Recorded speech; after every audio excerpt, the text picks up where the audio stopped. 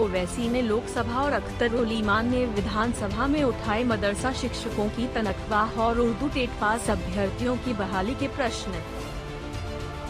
All India मजलिस Ittehadul Muslimeen AIMIM के राष्ट्रीय अध्यक्ष और मेंबर ऑफ पार्लियामेंट जनाब असदुद्दीन ओवैसी साहब ने गुरुवार को संसद में उत्तर प्रदेश में मदरसा के 50,000 शिक्षकों की तनख्वाह का प्रश्न उठाया। उन्होंने कहा कि केंद्र सरकार की मदरसा आधुनिकीकरण योजना के तहत उत्तर प्रदेश में 50,000 शिक्षकों को अब तक तनख्वाह नहीं मिली है। कई शिक्षकों को उनकी तनख्वाह का केंद्र सरकार से मिलने वाला हिस्सा 5 साल से नहीं मिला है।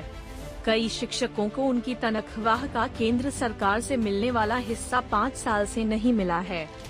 सरकार ने 5 साल में उत्तर प्रदेश को कितना पैसा दिया और इस साल कितना देगी? उन्होंने ट्वीट कर कहा कि क्वेश्चन आवर के बाद लोकसभा अध्यक्ष ने मुझे इस सवाल को मुख्तसर तौर पर उठाने की इजाजत दी थी और श्री मुख्तार अब्बास नकवी ने मुख्तसर सा जवाब दिया, लेकिन हमारे सीधे सवाल का हमें सीधा जवाब नहीं मिला। उन्होंने आगे लिखा कि इस्मत आरा की इस रिपोर्ट की बुनियाद पर मैंने श्री मुख्तार अब्बास नकवी को पत्र भी लिखा था। मंत्री जी ने इस बात को भी स्वीकारा कि उन्हें ये पत्र मिला था। देने का कितना पैसा देंगे वो मदरसा मॉडल स्कीम 50,000 टीचरों को तनख्वाह नहीं मिली। मंत्री जी जवाब दीजिए इसका। आदरणीय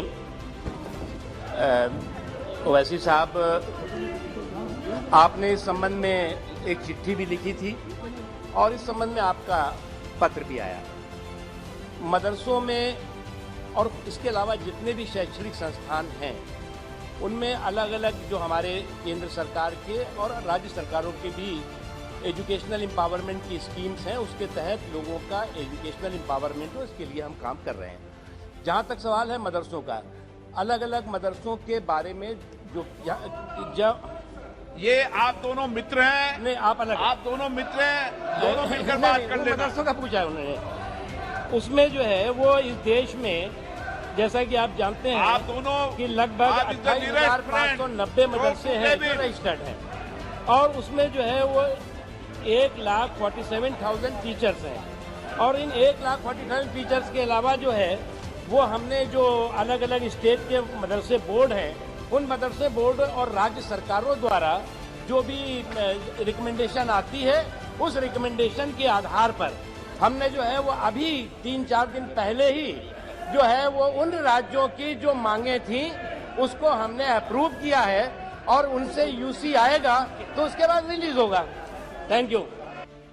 बता दें कि उत्तर प्रदेश में 50,000 ऐसे मदरसा शिक्षकों को अब तक तनख्वाह नहीं मिली है, जिसका एक भाग केंद्र सरकार से मिलना था। उधर AIMIM बिहार के प्रदेश अध्यक्ष और विधायक श्री अख्तर उल ईमान ने भी शीतकालीन सत्र के चौथे दिन कटौती प्रस्ताव में उर्दू टेट पास अभ्यर्थियों की बहाली, मदरसा, लाइब्रेरी, शिक्षकों की तनख्वाह की बढ़ोतरी। माननीय डिप्टी स्पीकर साहब, मैं कटौती प्रस्ताव के पक्ष में बोलने के लिए खड़ा हुआ हूं और आपका आभारी हूं जो आपने हमें समय दिया है। मान्यवर, इस वक्त तो जरूरत इसकी थी कि व्यापक बहस कराया जाए और तमाम तर विभागों पर सरकार के कार्यकलाप पर रोशनी डाली जाए, लेकिन अच्छा किया है शिक्षा को विषय बनाकर वाद विवाद को आपने आगे बढ़ाया है, इसके लिए मैं आपको बधाई देता हूं। मुझसे अगर पूछा जाए कि एनडीए की कौन से काम को तुम अच्छा देखते हो, गरचे मैं एनडीए के कार्यकलाप, उनके विचारों से बिल्कुल मतभेद रखता हूं, बल्कि मुखालिफत करता हूं, लेकिन दो चीज ऐसी है, शराबबंदी जिसने एक बड़ा सबक पढ़ाया है बिहार को, मैं उसका समर्थन करता हूं, और दूसरा यह है कि माननीय शिक्षा मंत्री जी की शैली, जो बोलते हैं तो दिल को लुभा लेते हैं, और मैं उम्मीद करता हूं कि शायद काम भी वो करेंगे। इसी उम्मीद पर कुछ बातें शिक्षा जगत की रखना चाहता हूं। मान्यवर, कोविड की वजह से 1 साल से गरीबों के बच्चों का स्कूल छूट गया है। अमीरों के बच्चे गूगल मीट में, जूम में, गूगल क्लास में क्लास कर रहे हैं। अभी 7 नवंबर को जो रिपोर्ट आई है असर की, उसने बता दिया है कि एडमिशन बढ़ा है, 96% बच्चे स्कूल पहुंचे हैं। लेकिन दूसरा रूप यह है कि 30% बच्चे क्लास 8 के, उससे ज्यादा के लोग अपने सिलेबस की किताब नहीं पढ़ पाते हैं। इस पर गौर करने की जरूरत है कि शिक्षा किसका नाम है, उसको हमको देखने की जरूरत है। चूंकि बिहार में खनिज नहीं है और मानव संसाधन के विकास के बगैर बिहार का विकास नहीं हो सकता। मैं आपको स्कूल की स्थिति बताना चाहता हूं कि इस वक्त बिहार में उर्दू को दूसरी सरकारी जबान की हैसियत हासिल है और नतीजा यह है कि बिहार के 80,000 से ज्यादा स्कूलों में उर्दू की टीचर नहीं है। और उर्दू बंगला टेट जो पास किए हैं 7 साल पहले, ये बच्चे आज डंडे खा रहे हैं, किसी का सुहाग उतर रहा है, किसी की मार हो रही है, कोई खुदकुशी कर रहा है। सुप्रीम कोर्ट ने कहा कि हमदर्दाना तौर पर इनकी बहाली कीजिए, लेकिन आपने एसटीईटी को 50% में बहाल किया और उर्दू और बंगला के लिए आपने 60% अनिवार्य रख दिया। मैं समझता हूं कि संविधान की धारा 15 कास्ट, क्रीड और लैंग्वेज की बुनियाद पर किसी के साथ भेदभाव नहीं किया जाए, उसका वायलेशन है। मैं चाहता हूं कि इन पर गंभीरता से सरकार विचार करे और ये बच्चे 5% मांग रहे हैं, बल्कि 50% देकर इनकी बहाली की जाए, ताकि उर्दू जो बिहार की दूसरी सरकारी जबान है उसके पठन पाठन का कार्य हो सके। महोदय, मैं अभी आपको कहना चाहता हूं कि आपने अभी 40,500 मिडिल और प्राइमरी स्कूल के और 5300 हाई स्कूल के टीचरों के लिए बीपीएससी की तरह इम्तिहान लेने का फैसला किया है। उसमें पंचायत के और नगर के शिक्षकों के अनुभव को माना है, लेकिन मदरसे के टीचरों के अनुभव को हम नहीं माना है। मैं चाहता हूं कि उस पर भी विचार करें। मैं चाहता हूं कि नियोजित शिक्षकों की तनख्वाह बढ़े, उनको वक्त पर तनख्वाह मिले और शिक्षक बने और शिक्षा के अलावा दूसरे काम में उनको नहीं लगाया जाए। मदरसा एजुकेशन बोर्ड बिहार में अकलियतों की तालीम का एक बड़ा इदारा है। महोदय, मदरसा एजुकेशन बोर्ड की हालत बहुत बुरी है। आपने 2449+1 के मदरसों को तनख्वाह देने की बात कही है, सिर्फ 814 मदरसे को दिया है आपने। 1600 मदरसा के टीचर भुखमरी का शिकार हैं, उनकी तनख्वाह जल्द से जल्द जारी कराई जाए। मदरसा के 2005 से पहले के टीचरों को आप पेंशन उन पर लागू कीजिए।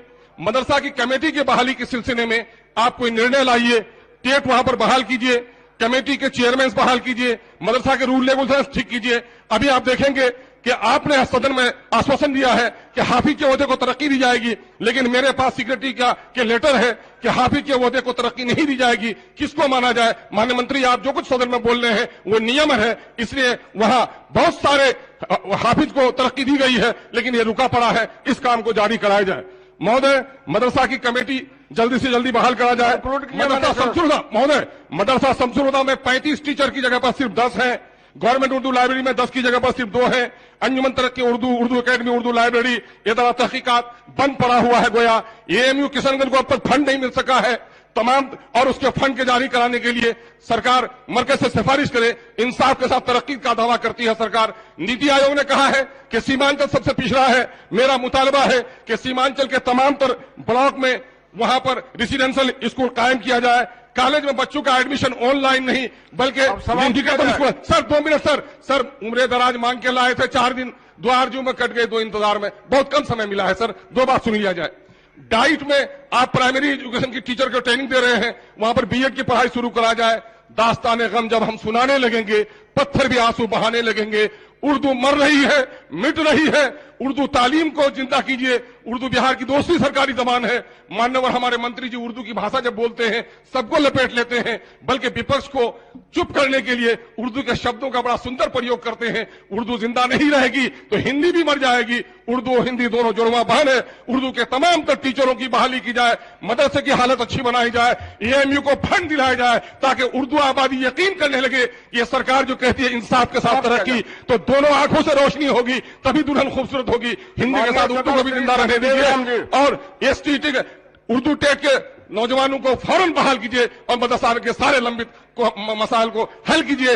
मैं इसके लिए आपने समय दिया, इसके लिए मैं आपका शुक्रिया अदा करता हूं और आशा करता हूं कि वजीर तालीम जो बड़ी संजीदगी से उर्दू के मसाइल को सुन रहे हैं, इन उर्दू के मसाइल को हल करने में फौरी इक़दाम करेंगे। बहुत बहुत धन्यवाद, शुक्रिया।